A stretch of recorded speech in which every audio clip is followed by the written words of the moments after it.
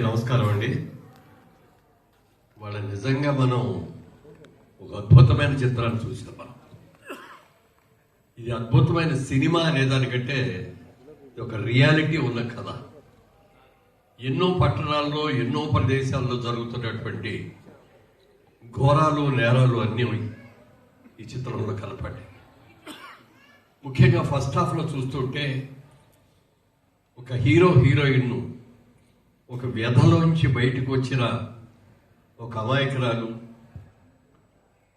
భార్య, అలాంటి అమ్మాయిని ప్రేయస్ చచ్చిపోయిందని తాగుపోతేనటువంటి ఒక హీరో ఆ అమాయకత్వాన్ని చేసుకొని పెళ్లి చేసుకొని తీసుకొచ్చి రావటం,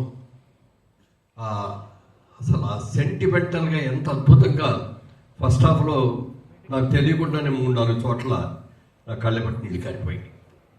అంత అద్భుతంగా సెకండ్ హాఫ్లోకి వచ్చేటప్పటికి మనసు వికలమైపోయింది. ఎన్ని ఘోరాలు జరుగుతున్నాయి. అబోసోబద్ది లేని పిల్లల్ని ఎంత రాక్షసత్వంతో మార్చేస్తున్నారు.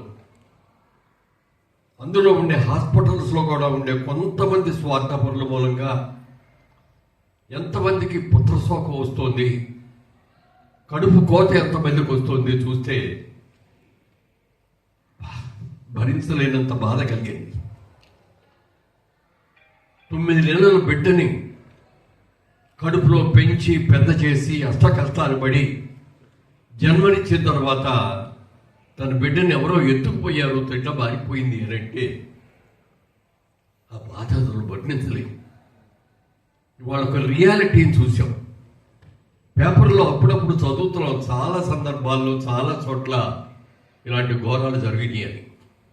ఒక పిచ్చమ్మాయిగా ఉన్నటువంటి ఒక హీరోయిన్ కొద్ది క్షణాలు, ఒక 15 సెకండ్లో 20 సెకండ్లో తన బిడ్డని చూసుకొని బిడ్డకు పాలిచ్చిన తర్వాత ఆ బిడ్డని మార్చేసేస్తే, ఈ బిడ్డ నా బిడ్డ కాదు, నాకు తెలుసు ఈ బిడ్డ నా బిడ్డ కాదు అని చెప్పి ఆ అమ్మాయి చేసిన నటన అద్భుతంగా ఉంది. నటనకు అది జీవించింది ఆ పాట.